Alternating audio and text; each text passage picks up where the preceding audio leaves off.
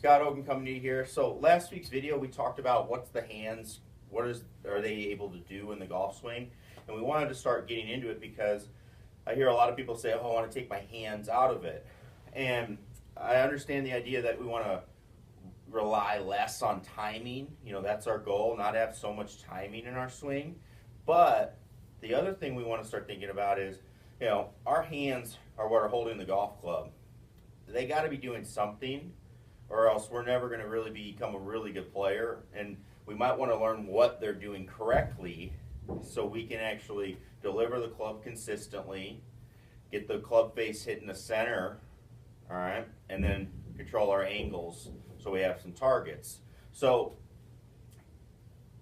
when we start talking about the hands, now there's a difference between, you know, a look of, you know, hey, something like this, all right. People think, all right, my hands are too active, or, you know, I'm flipping, things like that. But in reality, you know, your hands are actually doing some things that are really, really good. And everybody uses their hands when they play. Now, some people will, you know, will say, all right, quiet hands, or their hands are just working what I would call efficiently. They're doing what they need to do, and they're not wasting a lot of energy. That would be where you start seeing this look of no hands. But in reality, it's the hands are just doing what they need to do, and they're really working efficiently, and you're not seeing a lot of excess motion. So what we want to start with, we talked about the different motions last time. So we want to talk about how those kind of relate into a golf swing. So we're going to talk about first from this angle.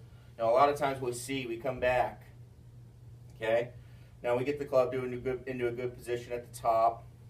Now, a lot of people now we're talking about laying the shaft down, something like this, okay? And that's fine. That's that's not what we're talking about here. But what you're seeing is you are seeing some sort of, we talked about the coupling motion this way. My left hand's pulling this way, right hand's pulling back. And that's going to lay the shaft down. Now, the one thing that happens, though, that we want to make sure is if we do this move, we really need to have some recovery of going back over at some point. That's what's going to allow us to square up and hit the ball. Otherwise, we're going to come in and we're in a world of hurt right there. Very difficult to get the club on the ball. So what you'll see with a lot of professionals is a very slight coupling where they let this club shallow and then they come back over. If you do that, all of a sudden what you'll start seeing is there's a lot of whip in the club. You're getting a lot of energy out to the club head, and all of a sudden you're going to be able to hit the ball pretty far with really little effort.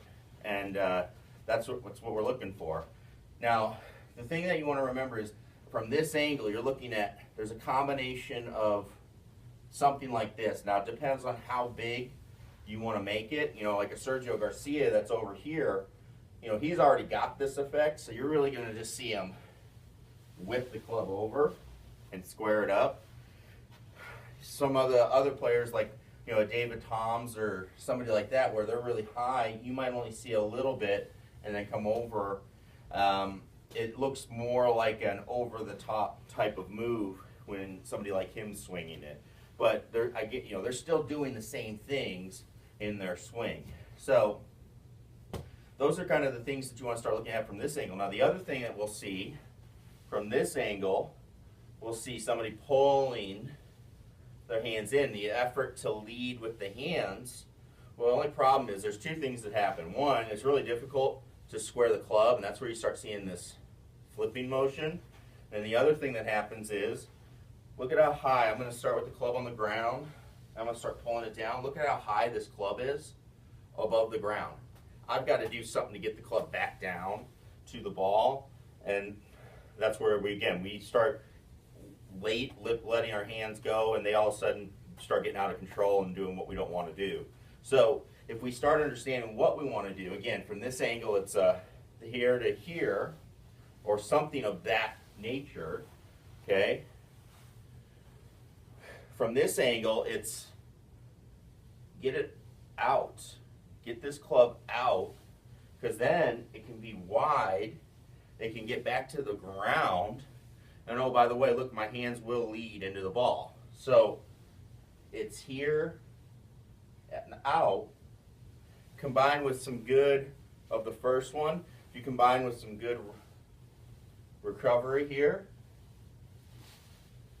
all of a sudden we start looking, there's our impact. So you start learning what the hands do. Instead of thinking I'm going to take them out or I'm just going to lead and pull them through, start thinking, okay, in this terms and also this terms right here, that's kind of the key moves as you go through and make your swing.